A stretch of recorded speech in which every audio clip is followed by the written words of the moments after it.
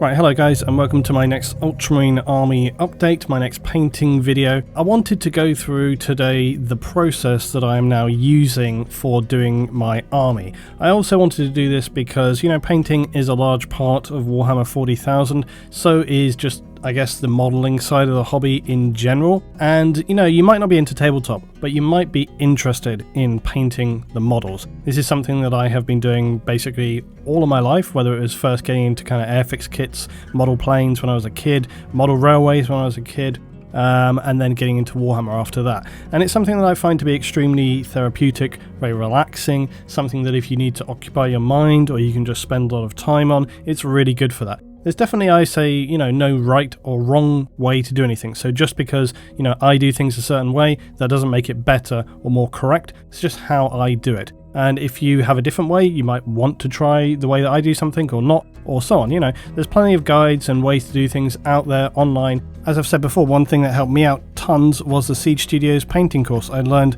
a huge amount on that. You can search YouTube, you can search blogs, you can look on Twitter. There's loads of people out there showing you how to do these things. But I thought it'd be good to make a kind of, you know, a fairly sort of complete video where I showcase the entire process. Now, some of you may not want to watch the entire thing because I understand it's pretty long.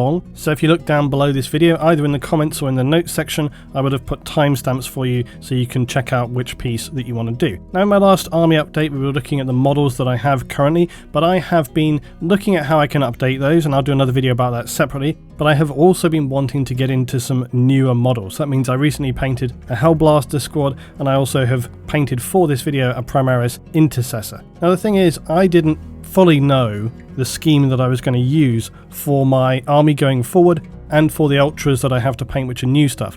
So this video is really the culmination of me working out the process which I use to paint my models and what I use to paint them. Now, first off, you've got to clean the miniature. Now, what this means is taking it off of the sprue and cleaning up all of the lines on it, okay, all the mold lines basically. Now what I'm going to be using here are some snips, okay. Now you can get these from Games Workshop, but these are Tamiya ones. Tamiya is a really good brand that I enjoy very much for a variety of different things.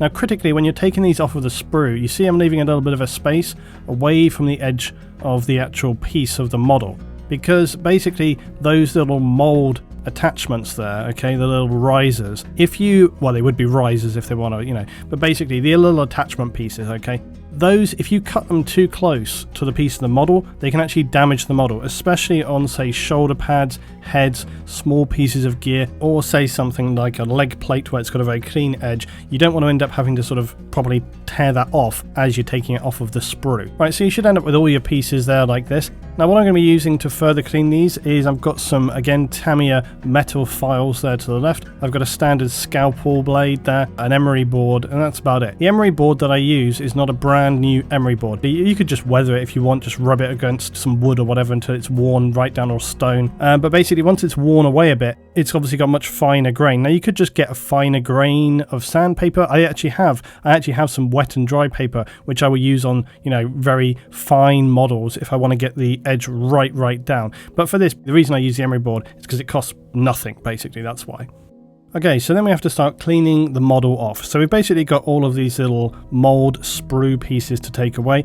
And again, using a scalpel. Now this scalpel is brand new. I always use brand new scalpels when I'm taking, or scalpel blades I should say, when I'm taking the edges off of the mold lines and so on, because you need that, you know, sharpness to really get it nice and clean. And also when you're doing some of this, it's much better to have a very sharp blade than a blunt one, because if you have a very sharp blade, you're going to have to exert less pressure to actually take those things off cleanly. Now if you have a blunt blade, you could potentially push harder and you might slip and cut yourself, so it's better to have a sharp one. Now again, you see when I'm using the emery board and using the metal file here, I don't know if you can tell from this, but I'm using very little amounts of pressure, barely any pressure at all there, just to really just touch on the edge, because you don't want to go filing into the plastic, the resin, okay? You don't want to go hard in there because you're going to end up damaging it and taking away the detail. So it's almost literally just letting the tool do the work and just take it away.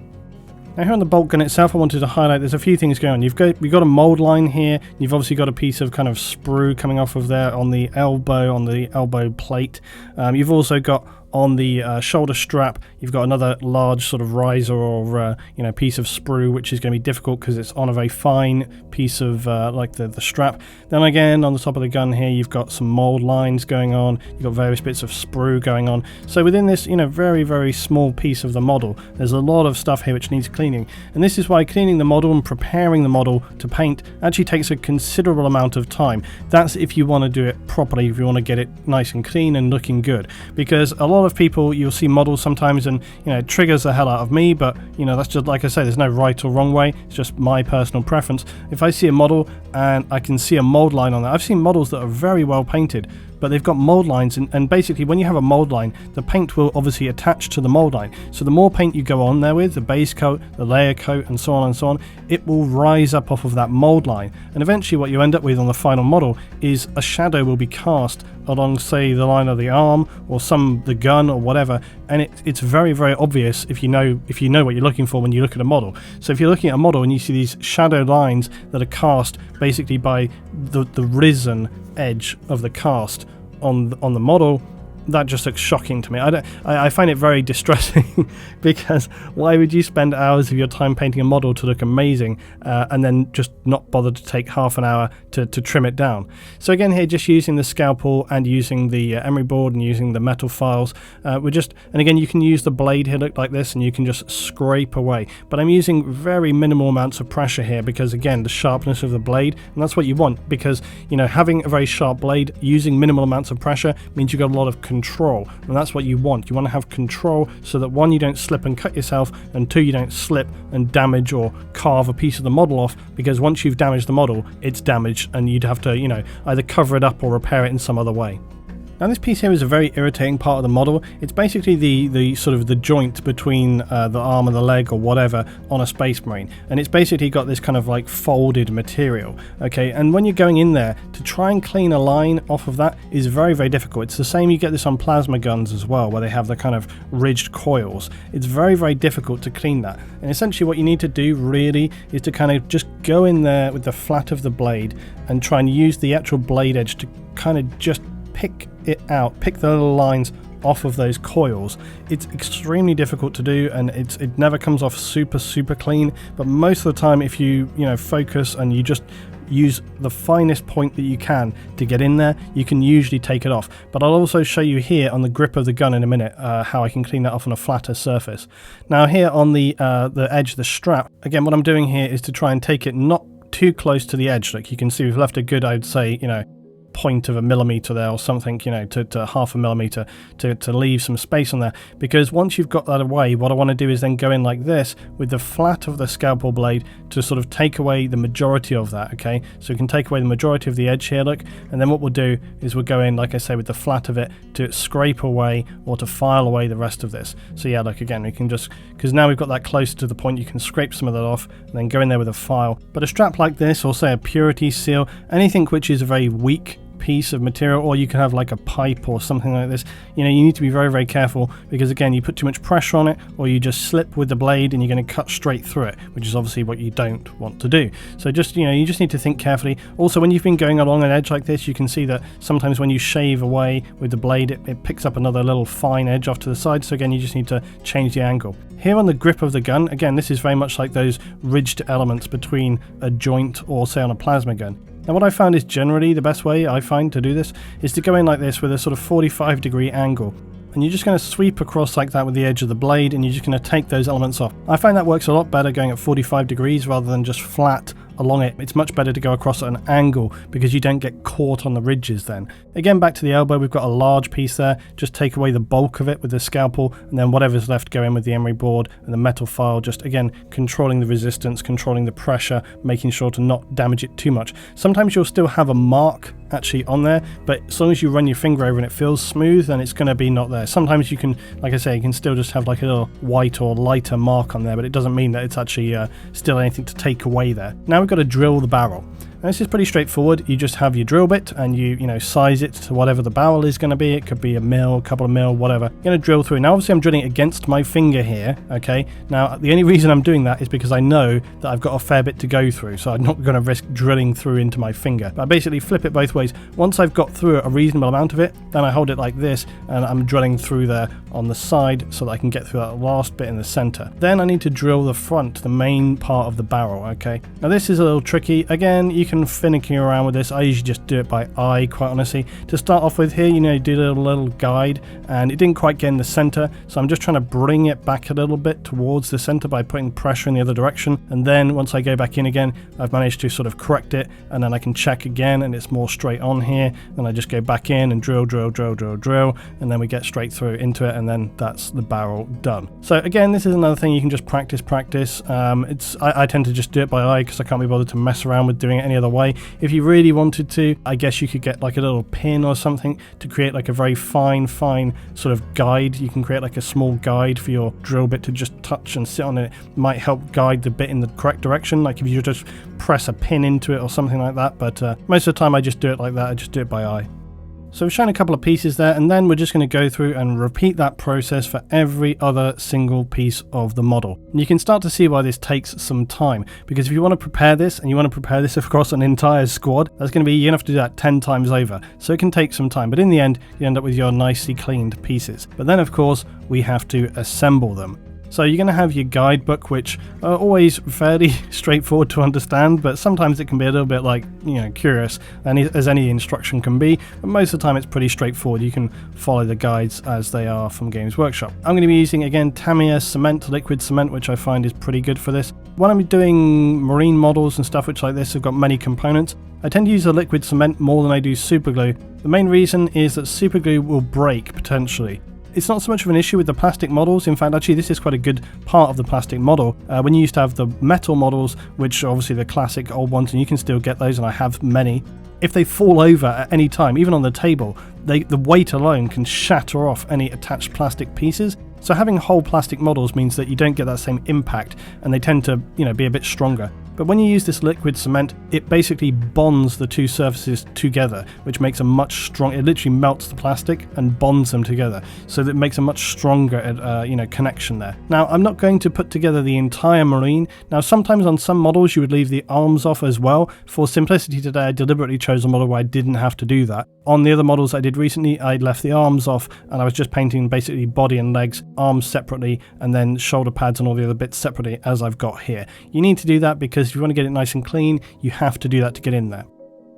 Now, priming the model, full disclosure, I couldn't be screwed to set up the camera and so on to record me doing it because it's kind of a pain in the ass, but essentially I just use a spray can, a rattle can. You'll also see on the back there on the leg plates that it is not fully covered. This is not a super big deal, and again, just for this illustration today, this tutorial, I was just like, fine, whatever, just get it done. So instead of recording it, I have done this amazing illustration which shows you to hold the model basically at arm's length, hold the can back towards your chest, and then just spray tap like psh, psh, psh, spray tap, turn the model 360 every angle. That's going to give you nice good coverage. Make sure you shake it up real well and don't spray, let it dry in between, don't just go psh. But the Citadel spray cans, they actually cover way better than I thought they would years ago. I've tried other methods, airbrushing with Vallejo and stuff like this, and I just prefer the Citadel, quite honestly.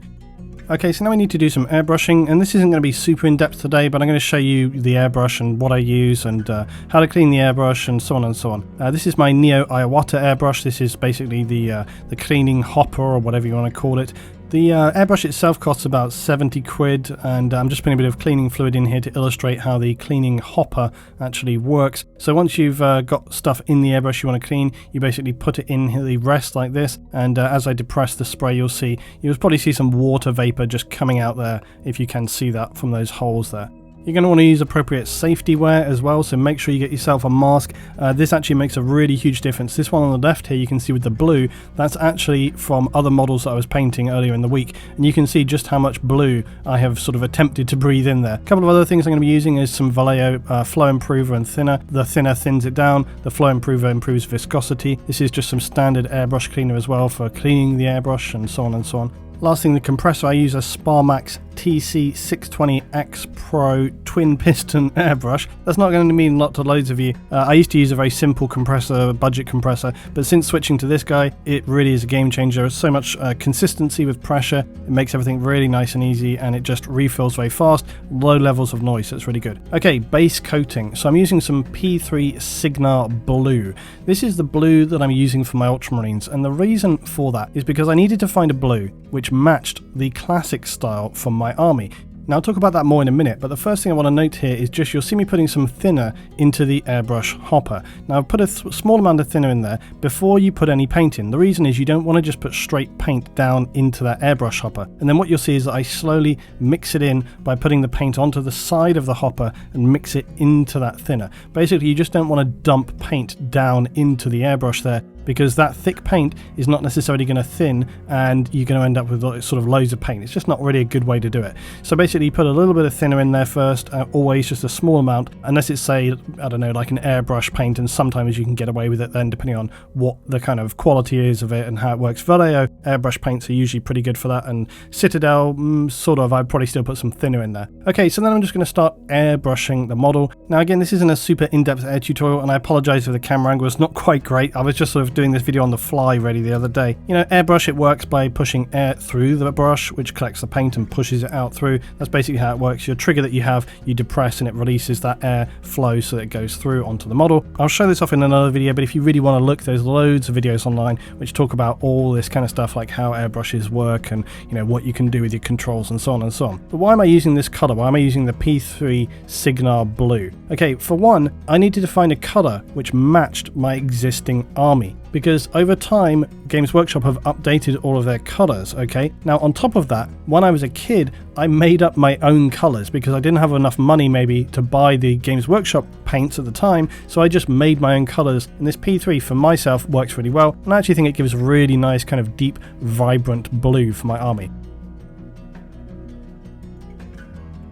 Now after I'd done that base coat, I actually discovered that it wasn't flowing very well in the airbrush and I needed to clean it. And this is because I've been painting earlier in the week and I thought I'd given it a good enough clean, but apparently not. So first of all, I was just getting some of the paint out there by using some thinner and a piece of kitchen roll, because you don't want to just spray paint through the airbrush. So just cleaning this out, you can again see I'm not being too heavy-handed in terms of pushing it down against the needle inside the airbrush, but just to get the most of it sort of out of that little space there. Okay, then we're going to take the front section of the airbrush off again, just to sort of check inside there, see how much paint is in there. Not too much at all.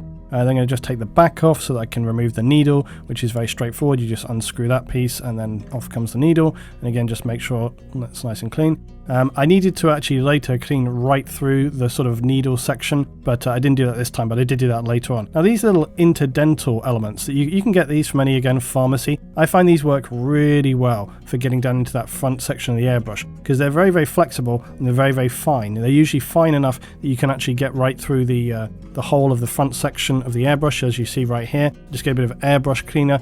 If my airbrush is really clogged, I might have some nail polish remover to use, because that really gets rid of that. And again, you know, some people really sway away from the nail polish remover, but I've never had any issues. I know that it can sometimes dissolve miniatures and things like this, and it definitely takes paint off like nothing else. Once we've gone through there, just cleaning some more, just to check the airflow here. Look, just put some thinner or cleaner in there, and that's working fine. Like I say, later on I did have to clean it a little bit again. This is fairly normal with airbrush. It's just something you get used to. You have to clean as you go along. Okay, next I'm using a Vallejo Ultramarine Blue, and this is what you call like a base coat highlight. So really this is just going to cover areas of the model where I want to sort of bring out a highlight. Now there is another process called a zenith where you add white over the black base to sort of, again, bring out any brighter areas where light may be catching. I haven't done that on this model. However, one error I made here, okay, you can see how much paint is coming through. When I put the paint into the hopper, I just went straight to airbrush and it went and it just squirted paint on the model. Catastrophic error for me. But again, I wanted to highlight the mistakes or other problems. What happened was that when I put the needle back in from cleaning, I didn't put it far enough in before I secured it. So basically there was a bit of space, so it was blowing too much paint. So you could see on the side there, once I adjusted it, I got the airflow correct again. So it's just a little thing to leave in to tell you, you know, be careful when you put the needle back into the airbrush, make sure it's in the correct position before you tighten it up, otherwise you'll potentially allow too much paint and you won't get the right airflow going through. Now again, we have a layer. Now this was another error on my part today on this video. Really sorry, but basically I forgot to record the layer section, okay? It's just using Vallejo Magic Blue and spraying the same as we did with the base coat. So it's just spraying all around the model, covering all the surfaces, leaving some of those sort of higher parts or any of the recesses where you might want some of that ultramarine blue to come through, just putting coverage onto the model. So not the end of the world that I didn't record it, because it would just show me airbrushing the same as I did with the base coat. Right, varnish. At this point, put a little gloss varnish. This is just a 1-to-1 mix of Vallejo gloss varnish and some thinner. This will seal the color in at this point so that we can do transfers, we can do shades and washes, and it also just kind of protects the model and it adds some sort of vibrancy as well. Now this is quite a general video today, and like I say, some of the bits and pieces I'm talking about, like how to clean and errors you might make with the airbrush, I'll try and do a video separately where I talk about each of those things so that it's in one video. Today I'm just kind of generally talking through the process of painting this marine and any issues I had. It's really a video I wanted to just show people who maybe never done this before, just wanted to get a general feel of what it's like to go through the whole process of building and painting some models.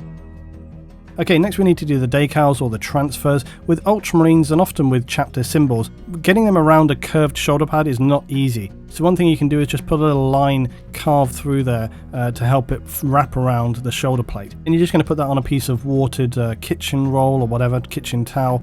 Just leave it for a few minutes until it becomes loose off of the paper. I'm just going to put some setting agent onto the shoulder plate there, and then as you see, we just gently brush this on. You need to be careful that the there you go, so you need to be careful that the transfer doesn't get wrapped around your brush or some other issue. Now, even though I've cut a small section into that transfer, and again, you can cut your transfers, often there's for example, like Templars can be finicky and stuff like this. You just need to be very careful once you get on there. But you can see, like, still there are some little lines and there's some kinks in the transfer, okay? There's some little sort of folds in the transfer that's very difficult to get off. Now again, everybody has their own sort of way of doing this. Some people would say not to do what I'm going to do next, okay, but I have always found that this works well for me. I've never had a problem with it. So what I do is just get a cotton bud, very, very gently just apply some pressure to kind of smooth those edges out. But you can see the issue that I have here is that the top where I've cut it has now pushed those two surfaces together. So what I'm doing here is using a very different, okay, little swab to try and just tease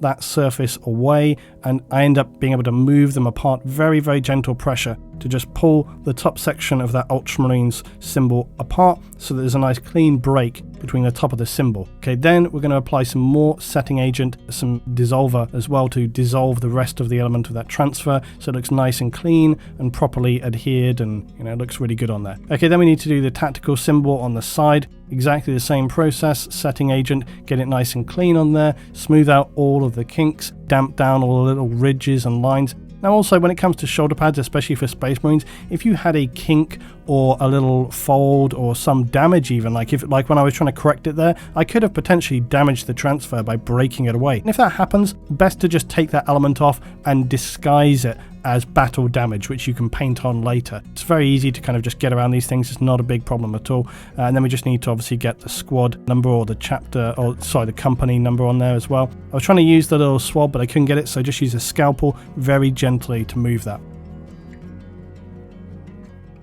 Okay, spot shading. You can really put this in at any stage in your model. You can do it multiple times through the model process, however you want it to be ready. I'm just using some straight Nuln Oil here. Again, you can thin this down a little if you want. You can mix it with other shades if you want, depending on what color your model is. For the Ultramarines, it's really fine to just use this straight. I don't find it adds much to mix it or thin it or anything like this.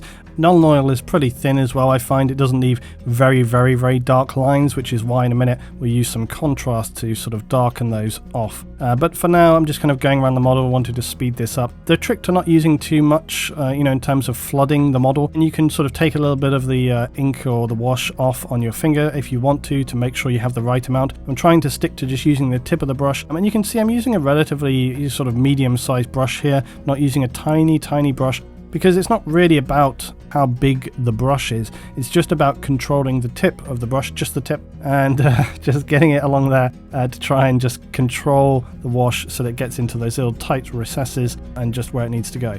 So yeah, that's it really, just kind of flowing around any of these areas here where you might find some shadow, into all the recesses around the backpack, the power plant, any of the creases and armor plate elements and all this kind of stuff. So that's it really, just going around again on the head here as well. We'll get into all the detail with the head. I always put a bit of shade here as well, just like on the back of the head plate, because again you'd probably catch a little bit of shadow there, not so much on the front side but definitely on the back right there. Okay, so then we're going to get into doing the black details. So this is all the stuff like the creases and the folds in between the armor, basically the flexible elements of the armor. You can use whatever black you want. You can use Citadel Abaddon black, you can use any of the blacks from Vallejo, you know, whatever you want to use. I think I'm using a Vallejo here, but I also use Abaddon black as well. So they all have slightly different colorations if you're really getting into your colors and picking and choosing, but it's really not something to worry about if you're just getting into things at the early stage. Like literally kind of anything you use will probably be fine. Another thing I do is I tend to not use paints absolutely straight. I will very often mix paints. Again, that's not something you should maybe worry about too much in the beginning. Just using paints straight and following the Citadel guides is often a way to go if you just want the straightforward, you know, getting into things, and you can worry about mixing stuff together later on. Okay, the metallic details next. If you're using Citadel metallics, some of them cover better than others. Here I'm using a Vallejo rust colour. It's not really rusty actually, it's kind of like a bronzy colour, which is why I use it. As I've just found that I like this one, it works well for the combination that I use. Now yeah, metallics. Some metallics cover better than others from different companies. Some companies, again like Vallejo, generally have pretty decent coverage, but not all of their metallics I find cover, you know, perfectly well. Citadel as well, some of the metallics cover better than others. With the Citadel paints, I do find that if you put like a spot of color from, you know, like whether it's Abaddon black or something else, if you put a spot of color into the metallic, it obviously adds, you know, some more of that pigment in there, and that's going to help it cover a little better. So sometimes if I'm using like a Citadel metallic, I want it to cover better, I can do that. So for the gold chest plate, then I'm going to do this Reichland flesh wash on here, and again I'm just trying to let that sit onto some of the you know, the heavier recesses and so on for the chest plate. We put a couple of coverages of that rust on there, and for the gold then we're going to move on to using this Vallejo brass, which I'm going to be using just to go again on, now we're going on the highlighted areas, not the recessed areas, and again I'm going to go in there then with a bit of Nuln Oil to just darken up those recesses before we do the final top layer. So just giving it a few passes with the Nuln Oil.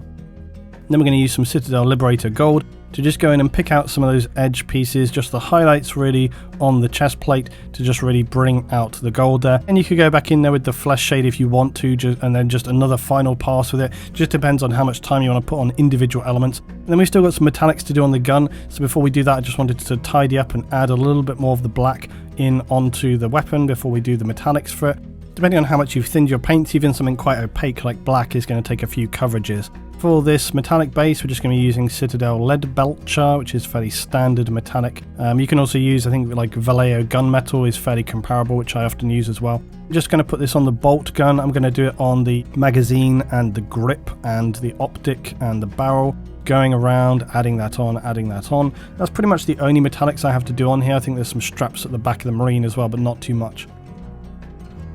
Okay, leather details. What I do is I actually mix these together 1-to-1 for my leather, because I said I often mix paints to make my own colours, and this isn't often like a set recipe, although sometimes I write these things down, but often I'll just kind of mix it up on the fly and be like, yeah, you know, those two go together, we'll see how it works out. For those who don't know, I was an illustrator, designer, I used to be a painter and so on as well, so I do have a habit of kind of mixing paints together and just see what happens.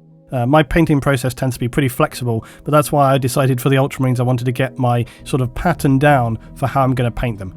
Use the Gorthor for the inscription, the scroll on the gun there as well.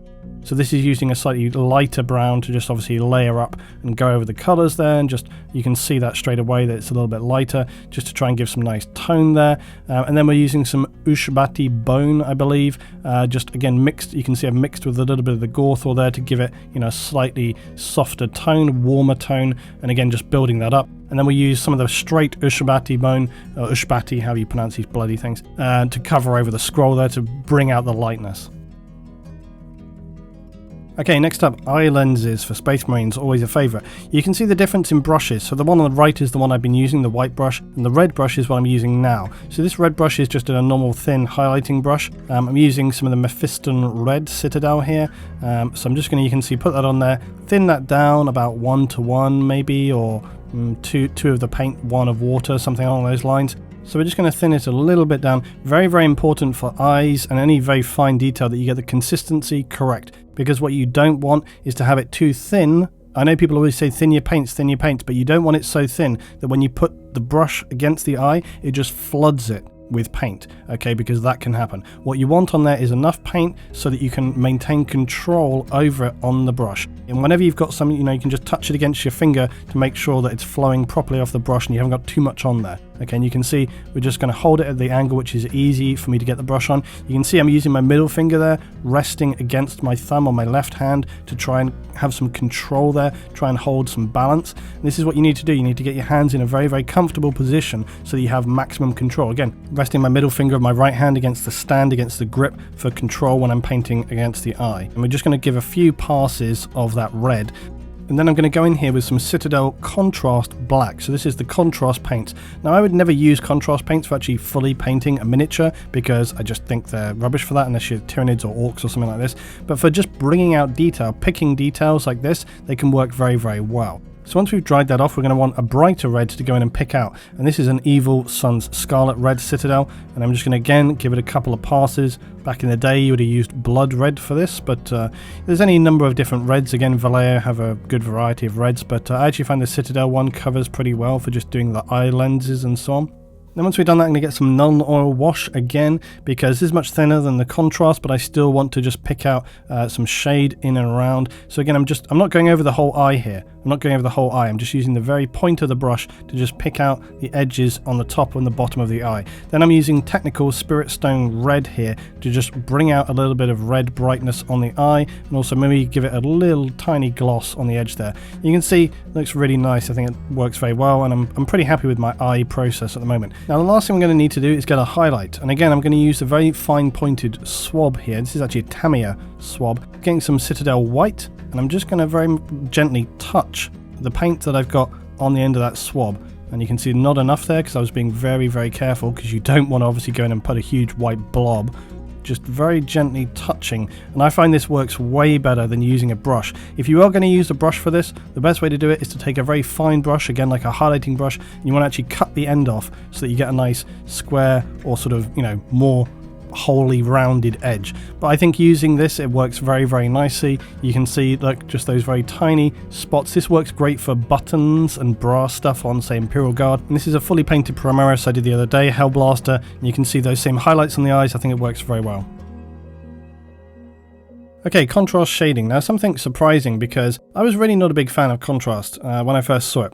I thought contrast was really a kind of crappy product. I didn't think it was very good at all. However, I have started to find that I can use it for some things, because it's much more like an ink than anything else. I don't think I would ever use it for painting Space Marines, because quite honestly, you get a better effect and a quicker job by just using straight spray cans, rattle cans. You know, just black prime them, then do your base color, then get some washes, just wash in the details, and you're done. You know, not messing around with all the contrast stuff. Every Space Marine that I've seen that's been done with contrast just looks like crap, quite honestly. For, say, Tyranids, Orcs, any of these bulk armies, anything with a lot of detail, you could probably get away with some Necromunda gangs, some Imperial Guard. You know, I can imagine it having some good uses there. But for what I use it for is mainly for ink detailing, contrasting, and just picking out shade elements, because it has really good rich deep tone with the black, or say I have a blue that I use for doing around the edge of the shoulder pad as well. So it's really, really good. And again, the same as just doing shading, I'm going in here with the very, very tip of a highlighting brush and just picking in and around those little details here. And it works really, really well for that. Now I did thin it down a little bit here because I wanted to give a couple of passes. I prefer to do 2 passes at, say, 50% thinned down than just doing one straight pass, because depending on how you're putting it on and how much you want it to sort of bleed and gradiate across different areas and so on and so on, and also maybe if you just want to be a little bit careful with any sort of spillage or overrun around the lines and the details of the model, so you might want to just be a bit more careful. However, you could have done this where it was completely neat as well, and that would probably be absolutely fine. And sometimes I will use it neat when I want to get in and get like a really nice dark contrast between the lines or the area of a model. But again, with this, I'm just going through building it up. Now, the reason I've left most of this footage in, because I've been cutting through most of the footage for this video, I wanted to leave in most of this because I think it's helpful for people to be able to see all of the different areas that I shade in at this point in time, because you're really going in and around every little element there. Okay, and again, you see that you do the same on the face and the head, some small areas there, and then I always use contrast for the top section of the marine there, because I think it gives a much sort of richer, more consistent sort of color wash tone to the top layer. And again, like I said, I do a few passes, so again, just went back around and did a lot of detailing sort of on the second pass. And there we are, that's the model contrast detailed up and all of the nice shaded lines in.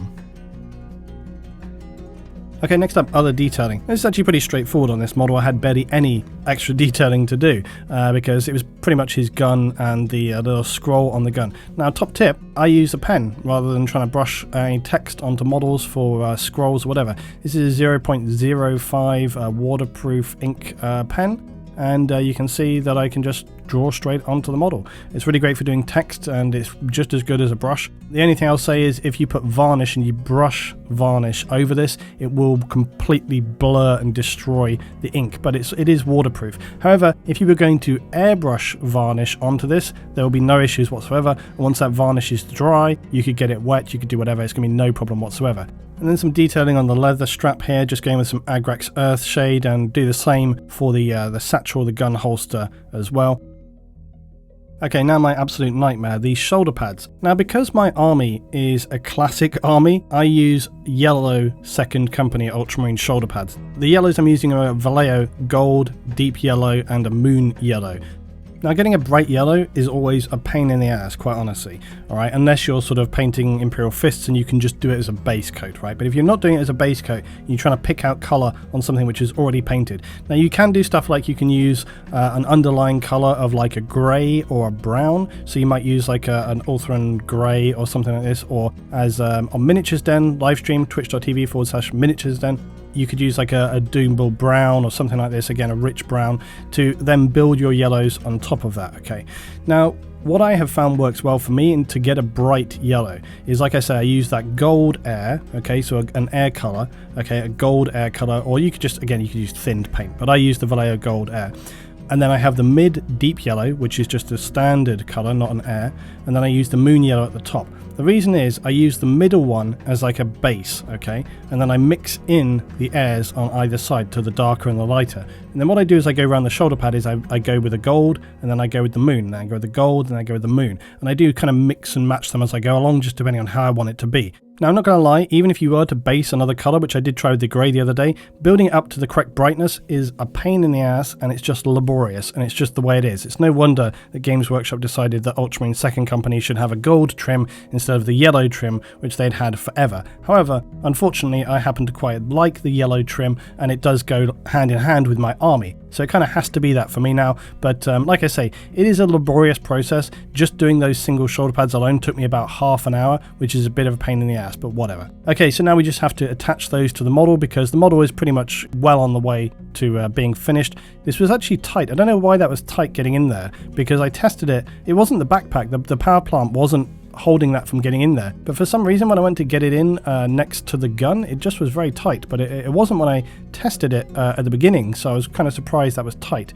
And then the one just going on the other side here. So like I say, despite the laborious process, I do think it's worth it, because when you look at it here, you get a really nice vibrant yellow. You wouldn't think it was going to be that bright when they start off, and it's so transparent, and you can see the blue underneath, and it's a real pain in the ass. Like I say, even if you do get another base coat in there, it still can take a little time. Okay, now we also want to glue the head on here, because the head is pretty much done. We need to do highlighting and stuff, of course, so just break it off of that. And I've just drilled, you can see it underneath the head here, so I can mount it, so I was able to paint it. You can use anything you want, again, just to cut up a Q-tip or, a swab to mount the head for painting.